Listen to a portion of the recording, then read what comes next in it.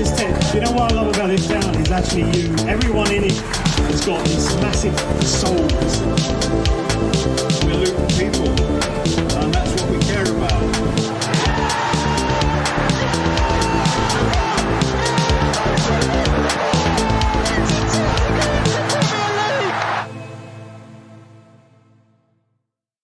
Hello everyone, welcome along to another episode of the Luton Town Supporters Trust podcast. I'm Kev, as your host as always, and I'm joined for this Tottenham preview podcast with the Lutonian journalist James Cunliffe. Dan's not with us this episode and Tony's still a bit under the weather, so just the two of us for this one. So James, how are you getting on? Well, I'm glad that it is not Tuesday night because that was a sickener.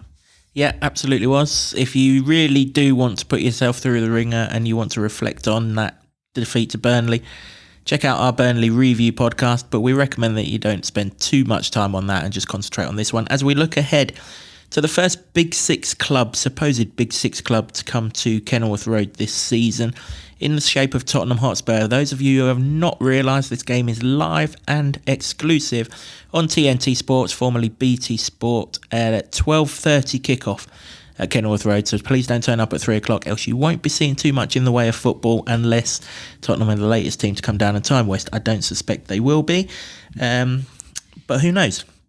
Okay, James, so kind of this comes full circle for me, this one. The very first Luton game I ever went to was Luton Town against Tottenham Hotspur way back in the 80s, so it's a fixture that kind of holds significance to me as a Luton fan, and probably the first sort of game at Kenilworth Road this season that, you know, when you look at the fixture list, it's the first one that, that's the first big team to come down.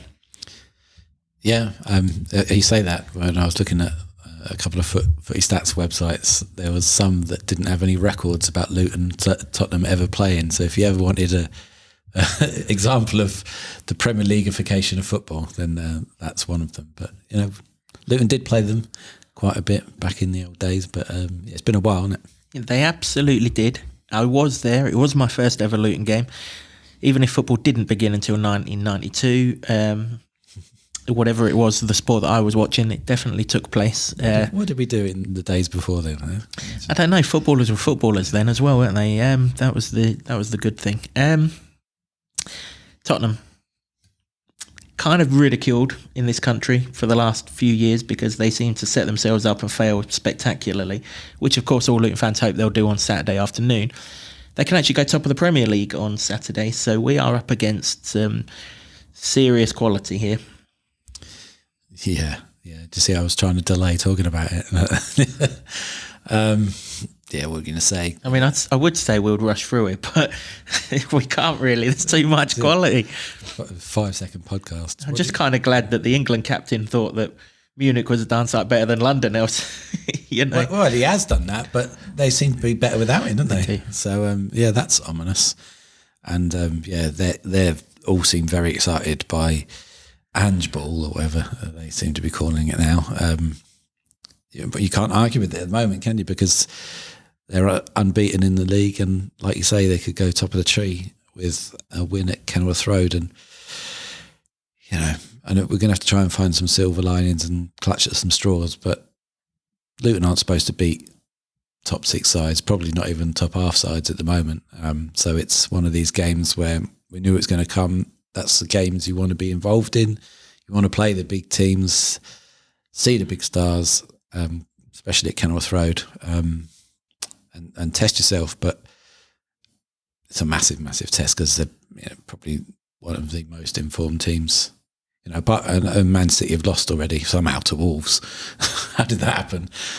But obviously they're the team to beat, really, and based on previous seasons. But at this moment in time, Tottenham are flying. Yeah, they are. I guess the first thing that we need to hope is that whoever it is in VAR knows what's a goal and what ain't a goal and what's offside and what ain't offside. After they got kind of lucky last Saturday against Liverpool, but I mean, in all seriousness, I mean, this Ange guy, he must be the only Australian in an Ashes summer that actually is popular in England, isn't he? It's kind of crazy, really. But to be fair to him, I mean, I've seen a few Tottenham games this season. I was watching that Tottenham-Liverpool game on the way back while I was parked in that M6 car park last week. And they do look like they're playing pretty decent football. I mean, the key to it, I suspect, is the recruitment of James Maddison, who pretty much every single statistic you look at in the Premier League, he's there or thereabouts. I think he's the leading assist maker in the Premier League. He has more shots for Tottenham than anyone else, more shots on target than anyone else, scoring goals. I mean, this guy's an England quality player anyway, isn't he? He's going to go to the Euros next summer, and when we start talking about Tottenham threats, he's right high up on the list. Someone had better tell Gareth Southgate that, hadn't they? Because he doesn't seem to get a look in at England level. It's unbelievable, really, because, yeah, he's a top star flying. I mean, he was well high up in the assists last season, wasn't he, for Leicester? And obviously, we didn't pay too much attention back then because we were in a championship, swap places, obviously. But, yeah, he was... And that's pretty impressive in a team that are failing and going down. But I'm almost amazed why it was only Spurs that went in for him. Surely everybody would have seen the stats that he got in that season and previous seasons, and just his general effectiveness for that Leicester side, and not wanted him. Quite bizarre, really, especially when a team like Leicester goes down and you can cherry pick all the best players. I'd thought there'd have been a bit more for him. Didn't seem to be, did they? It was just no, very much Tottenham's gain there, isn't it? That's for sure. I mean, I'm no Tottenham fan, but obviously I'm an England fan, and like you, I can't really understand how he doesn't get a look in, albeit England are very strong in that department. To not even get a look in, or I mean, he's just recently started getting more of a look in on the left wing, hasn't he? Which it'd be nice if he plays there on Saturday, that's for sure. But it looks like he'll play the number 10 role. What I like about him, though, is obviously he's a quality footballer, but he can still take the piss, because after the North London derby, I think Saka had done the like darts celebration that he does, and then in the sort of post-match he said, we must still have been doing that celebration when I turned in for the equaliser or something like that. Now this is an England teammate that he's mugging off as well, so he's obviously got a little bit of a character about him, and I like that in footballers. Yeah, I mean, we look at Danny Hilton down the, Tom Lockyer now, is that personality is as much as the footballer. Absolutely. It's what certainly Luton fans have adhered themselves to.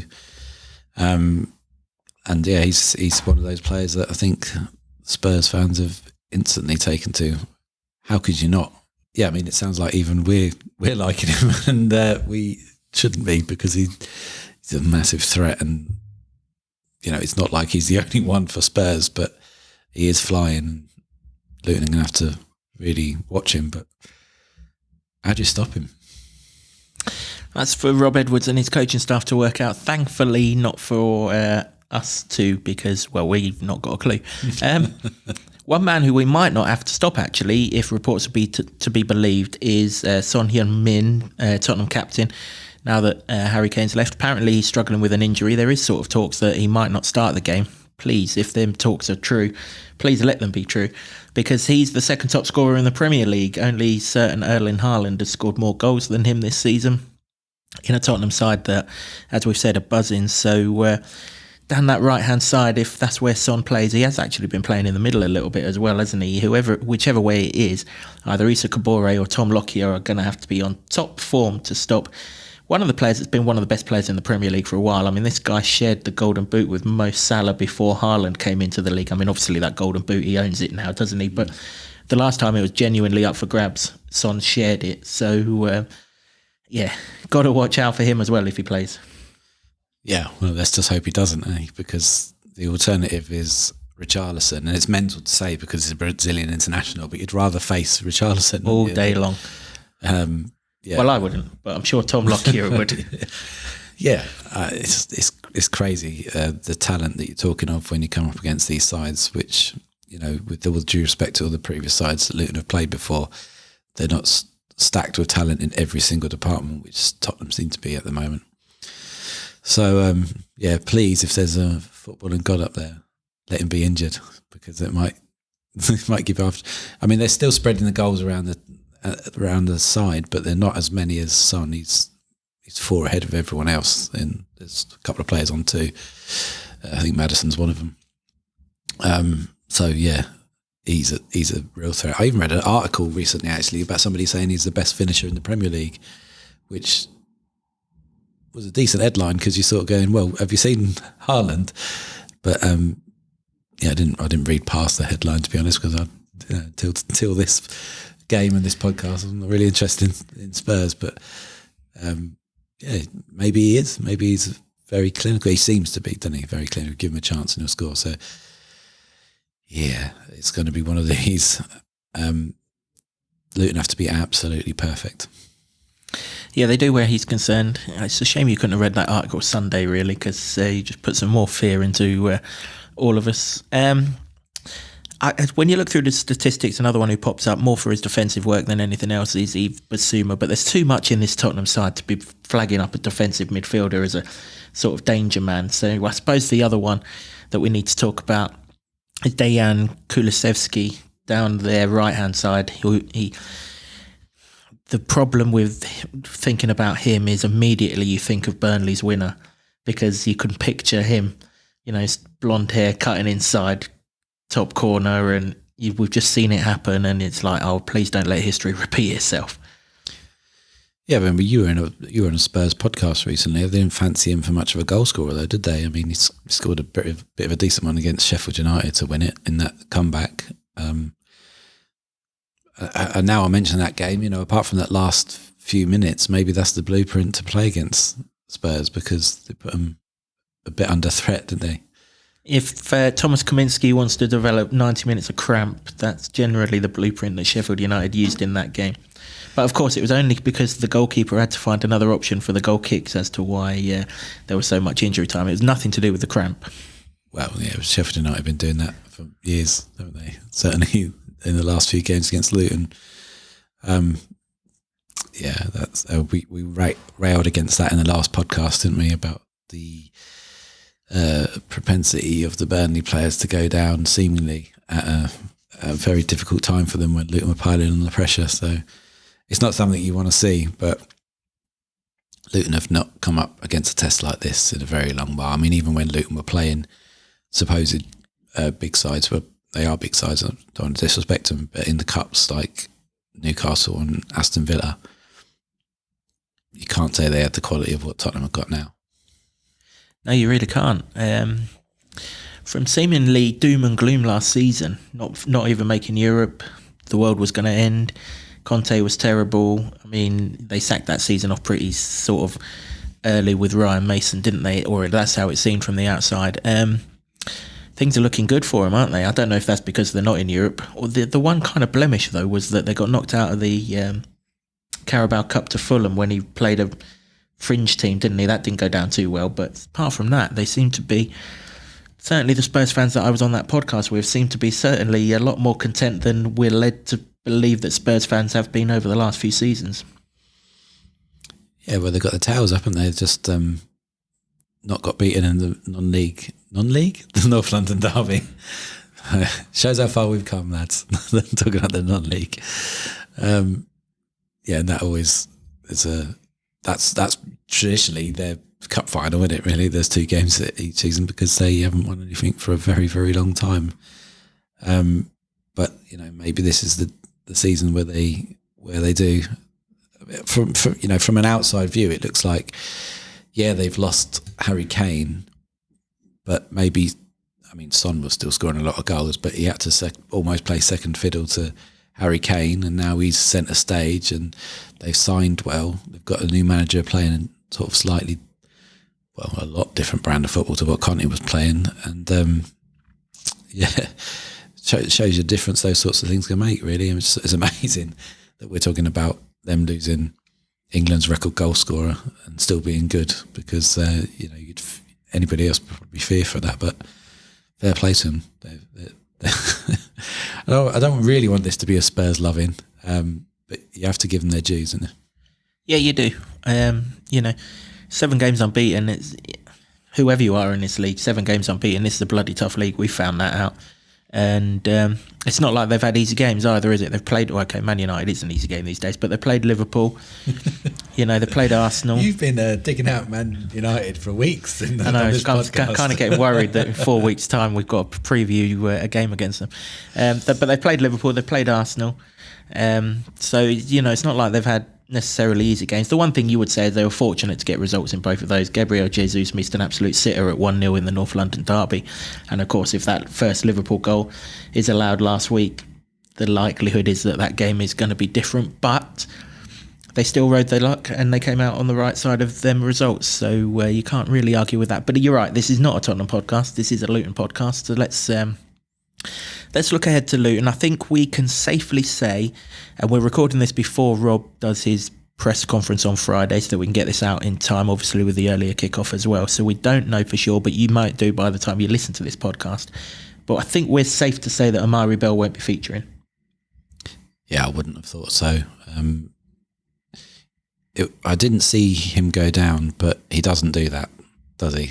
And he's just a bit of a machine, really. But we have been saying it for weeks that you can't keep flogging him like that. And the fact that he played all the way up to the semi-final in the Gold Cup for Jamaica in the summer after being ever-present in the Championship promotion season last season and just coming straight back and even to the point he's playing at Exeter, if that's one of the games to rest him, then you would have thought leave him, just don't even take him, leave him at home, let him put his feet up. But he even played 30 minutes in that one. So, and it's a shame because he's been growing in form.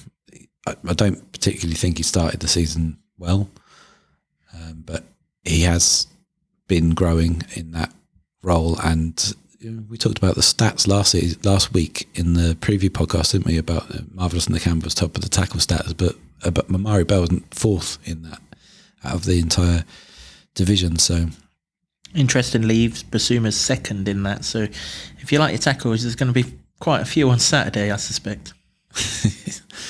Well, not as much now if Bell doesn't play, to be fair. It'd be first versus second then in the defensive midfield stakes, wouldn't it? It will, yeah. Their left back's also level with Bell. So Udagi, I think he's called. Or maybe the two sides will just cancel each other out. Wouldn't that be a relief?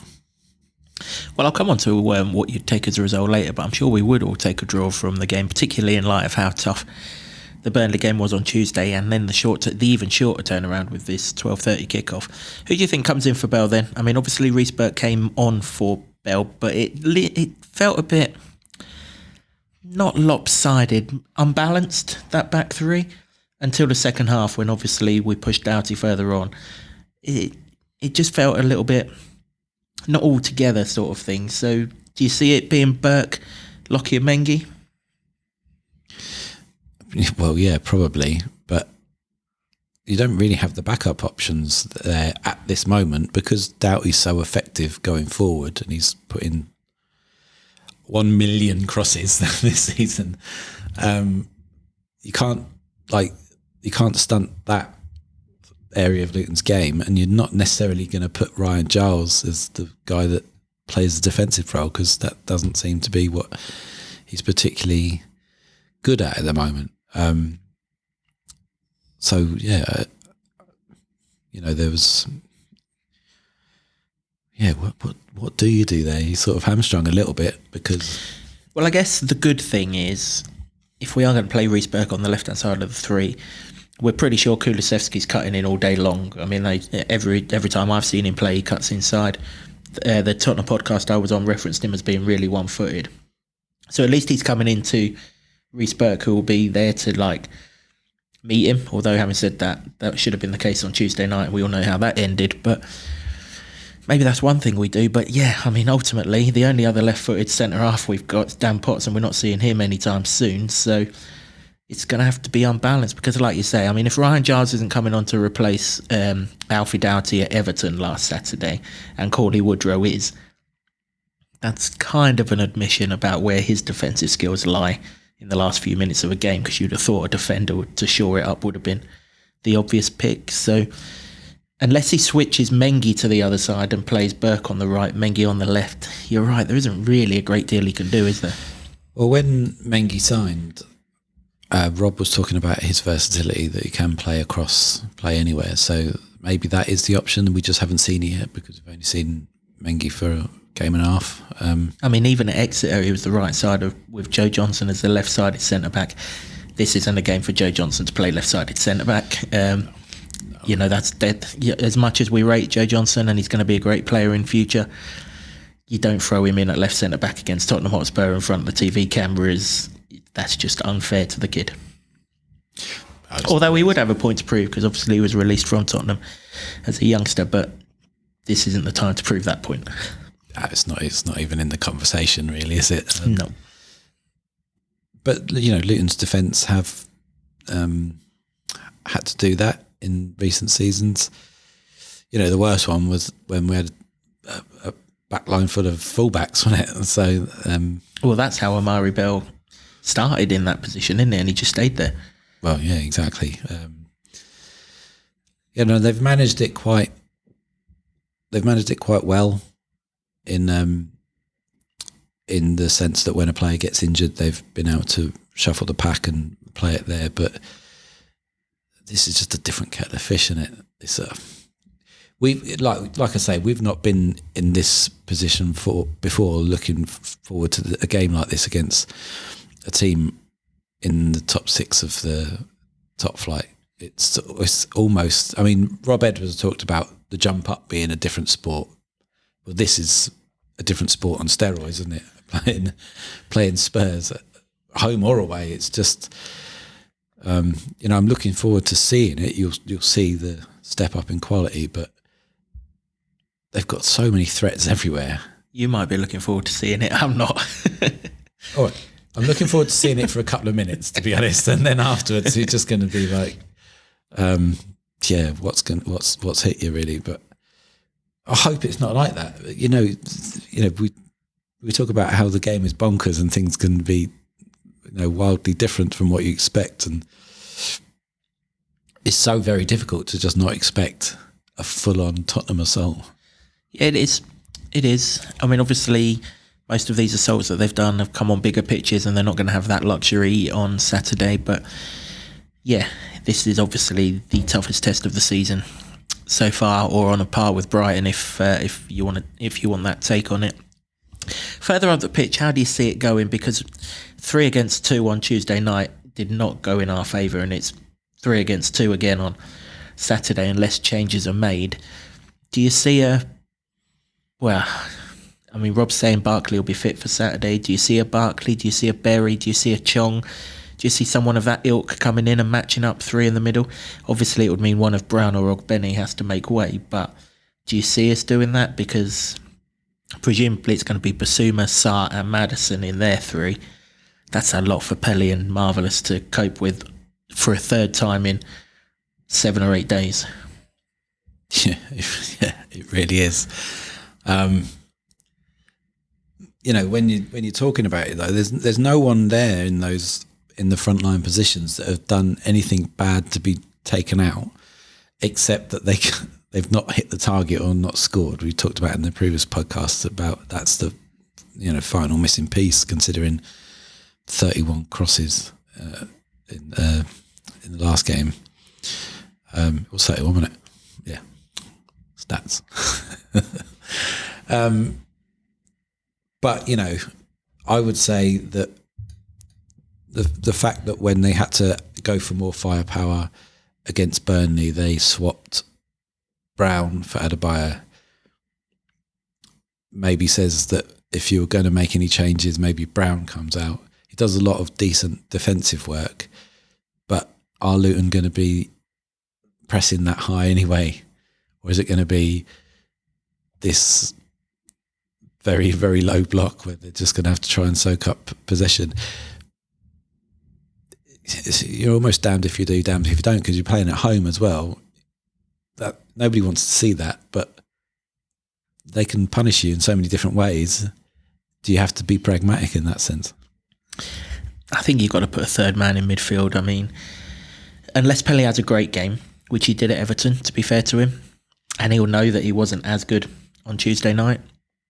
Unless Pelé has a great game, I mean, we just got so over it. It's just, you know, Basuma, Sarr, if it is Sarr, if not, it would be someone like Højbjerg or, you know, a top-class footballer. Just to have Marv and Pelé in there against them, I can see why they did it against Burnley, because that's a game that they feel they can win. It's a big game. It's a 6-pointer. This one, like you say, if it starts badly, this one has the potential to go pear-shaped quite quickly, whereas you kind of felt that we could at least get control back against Burnley. If we let this lot off the lead, dog ain't coming back, is it? It's away and gone, and it's not for catching. So, but the options there are limited in a defensive sense, though, because Chong was very good when he came on against Burnley, but Luton were all out attacking. Bez is an attacking midfielder. Barkley is really. You don't want him picking the ball up or playing around in front of your defence. And that's whether he even comes back. I would imagine that the performance has still been high while he's not been in the seat side. So I imagine, like we talked in the last preview podcast, that if anything, he would only come back on the bench. So, when you come up against Spurs and you break it down like this, then you're starting to think Lokonga's injury came at a really, really bad time. They've coped in the game since, admirably in the game since, but this is where he was bought for, and to play against these sides. Yeah, you're right. None of them have got the defensive. He wasn't bought, actually. He was loaned. None of them have got the sort of defensive instincts, I suppose you would call it. But ultimately, if one of them can just track Basuma or something, if it makes them play beyond Basuma, then you kind of hope that Nakamba can hold his own against Maddison, or if it goes a bit further, Lockyer against Son or Richarlison, just to stop Basuma controlling the game, really. So you could have even someone like a Woodrow doing that to give you a threat, or a Berry. Even Chong. So it'd be interesting to see what he does. Like you say, no one in that front line deserves to be dropped, other than the fact that, they're not hitting the target as much as fans would like them to. They're certainly putting in the effort and everything, but ultimately you still got to try and win the game of football. You can't take all of your players off. So Rob's got a real conundrum. Maybe it'll be helped by the data and who's near the red zone, as they call it these days, and everything else, because I can't believe he's going to ask the same. Well, the ones that are fit, that played both games, it's such a tough ask, because that Everton game was energy sapping because it pissed down a rain from start to finish. Tuesday night was emotionally sapping. This is a real tough one, this one. Even obviously it was a tough one even without them two things, but you put those two things into it as well. Everyone's saying, Luton are used to 3 games in a week in the Championship. Yeah, well, that says maybe, but not to this kind of intensity and level, they're not. And it wasn't like they won 3 games a week in those. It was always, one where you had to take a draw or it didn't go as well. I can't remember the last time they won 3 in a row like that in a week game, in a week block. That was really hard in the Championship, and you weren't coming up against the quality and the ruthlessness that Spurs seem to have at the moment. No. The one good thing though, 12:30 kickoff, generally not been bad in them in recent seasons. I remember the Notts Forest game. Prior to that, of course, the Bournemouth game. They're going to hate you, and not the Forest fans. They're going to hate me even more in 2 weeks' time. Stop calling us Notts Forest. They're going to hate me even more in 2 weeks' time. They'll soon realise we're Luton Town and we call them what the hell we want. So you get Bournemouth game prior to that. Obviously, everyone remembers that 12:30 kickoff, and if we've got scenes like that at the end on Saturday, happy days. But that Forest game, obviously last season, certain derby at home that we won as well. Again, was a 12. Well, I think that was 12 o'clock kickoff, wasn't it, or 12:30 it might have been. So the early kickoffs we do seem to be all right in. There's something, obviously, whatever they have for breakfast, it works. So I'm clutching at that particular straw. You mentioned about straws earlier in the podcast. There's one that I'm firmly clutching at, and I'm not releasing until 2:30 on Saturday afternoon. But yeah, this is the clutching at straws episode, to be fair. It really is. It really is. And it's weird. I suppose the other thing that we're clutching at straws are, this is Tottenham. They do have a habit of building themselves up only to flatter to deceive spectacularly, and they can go top of the league on Saturday, and of course they will go top of the league. Man City don't play Arsenal until Sunday, so they'll be there for 24 hours if they win the game. Haven't been top of the league very often, Tottenham. So I'm kind of hoping that kind of expectancy, not just the expectancy of beating Luton, which they've got anyway, but that expectancy of going top of the league and, kind of gets to one or two players that might not necessarily have done it before. We've seen that happen a few times, haven't we? And apart from that, though, the one thing that we've got to stress is everyone inside Kenilworth Road on Saturday, from start to finish, needs to be right behind these players, because they're going to need our support on Saturday more than they've ever had it, because they've just had it tough, 2 games, and now they've got the toughest of the lot. This is the one, much like that Notts Forest game on Good Friday, even more so the Derby game last season. The boys are going to need everything that we can give them to get through. And if were we to take the lead and have something to hang on to, I think we've said it a few times on this podcast, we do kind of fancy us to hold on to leads. If we can get our noses in front, and then the pressure on them about going top of the league and expectancy to beat Luton and everything else kicks in, then you just never know. But yeah, the boys, they need to be at their absolute max for this one. Yeah, it's almost cup tie-esque in the sense that Luton have to be perfect and they have to be less than perfect to almost stand a chance. But the positive is, as we've maintained throughout this podcast, and we'll say it so many times this season, Tottenham is not our 8 teams. The flip side is that we're going to have to win one of them, having lost to Burnley, but we're not going to get dictated on what happens, particularly while Tottenham are going as well as they are. We might catch... According to you, it'd be Man United. Well, we might catch one of these supposed big teams on a good day where they've just played in Europe, or, they're in a downturn of form like Man United. Unfortunately, we've caught Tottenham in the exact opposite. They're not in Europe and they're flying. So this game isn't going to dictate us. So hopefully we can use that to our advantage. And like you say, the cup tie, and generally Luton are brilliant underdogs. We're much better underdogs than favourites. We probably saw a little bit of that in the first half on Tuesday night. That was the first time this season Luton have kind of been expected by the wider world to, if not win the game, to certainly be challenging in the game. Even against Everton, we were 5-1 outsiders with the bookmakers. We kind of saw that. That's not the case on on Saturday. It's like we're proper underdogs, which is just how we like it. It is. Just to throw another sort of hurdle in the way, that Spurs have obviously didn't play on Tuesday night, so they've had a lot more rest as well.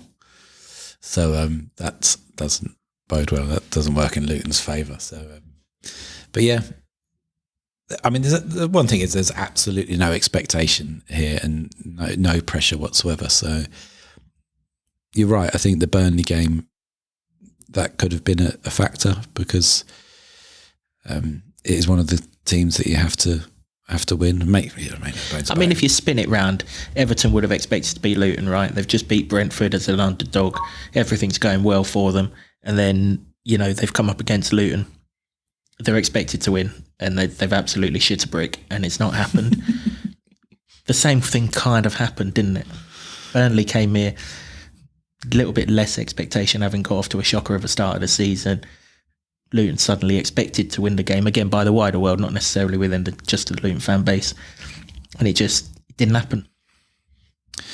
No, it didn't, And Burnley only scored four goals before coming to Kenilworth Road, and they scored 2 here. So, whichever stat you do try and look at. And don't look at them. Yeah, I'm trying not to. Don't look at them. Don't look at the shots. Tottenham are well clear in this league for shots. Shots on target. They're second for shots on target behind Manchester City. They're great at winning the ball back. They're not bad at that. And they've got one of the most creative players in. If you're going to look at stats, crosses, that's the one to look at. Luton are an absolute country mile clear on crosses. Apart from that, dear me. Yeah, but they're all there. They're all there to be broken, aren't they? And you do get some basket case results in these early kickoffs. Just look at the Saturday just gone. Aston Villa 6, Brighton 1. No one saw that. Southampton 3, Leeds 1. No one saw that. Not even anyone in Southampton saw that. So. That's plenty of straw clutching anyway. Just give it everything we've got on and off the pitch. The players will give it everything they've got on the pitch. Give them all the support we can off the pitch, and who knows? It could be one of those famous days that Luton that we treasure and we'll look back on, like we do that Bournemouth game specifically of 2 seasons ago. Well, you're always looking for a fixture or a result to ignite a season, aren't you? And under Edwards, they had it in the Norwich game last season where Woodrow scored the worldie winner at the end, and that kick-started everything. And you kind of felt that last weekend might have been it if they could have backed that up with a win against Burnley, and it hasn't. So it's almost sort of back to the drawing board, really. So yeah, something like a win against Tottenham would be a massive boost to the season, absolutely, no doubt. But yeah, you're talking fantasy football stuff at the moment. I mean, Yeah, you are. I mean, I suppose the one thing that we haven't kind of said, the boys will give this everything, and they can give it everything because they've got 2 weeks off afterwards before we play Notts Forest away, and they'll leave everything on the pitch. If it's good enough, happy days. If it's not, I mean, we're going to need some help from Spurs, right? We're going to need, any time we play one of these big sides, we're going to need some help. If we go into them in a football match going toe-to-toe with them, it's not going to end pretty. So we are going to need them to be off colour, but who knows, 12:30 lunchtime kickoff, they might just be off colour. They were off colour, like you said earlier, against Sheffield United. I know that was a 3 o'clock kickoff, but they were off colour in that game. I know the ball was in play for about 5 minutes, but they were still off colour. Maybe that's what we need to do here, just make it really ugly and horrible. Boot it over the stand without the John Dreyer net now, and suddenly hide all the other balls so they've got to take another 50 minutes to get the thing back again. Maybe that would work. Bit of a doom and gloom one on this podcast, but unfortunately this is really a tough one after that Burnley game, and particularly the disappointment of the result of it. We'll finish. It's not really, it's not, I don't want to be doom and gloom. It's just realism. It's realism, yeah. I don't think there's any Luton fan out there who's going on Saturday and who's expecting Luton to rock up and win. But hopefully that works in our favour. Obviously the players will do. We will find out if us two expect Luton to win, because we will close off this podcast, as we always do, with our score predictions. James, me and you have been absolutely filthy at these things so far this season. I haven't personally got close. I'm not sure you have either, to be fair. You can go first on this one, though. Tottenham versus Luton. Is there any hope in your score prediction for Luton? Oh, this is the one where people hate me for it, but no, I'm too much of a realist when it comes to this, and everything we've just discussed has sort of reinforced it. The one thing I do want Luton to do is, and like you've just said, is to have a real good go at it.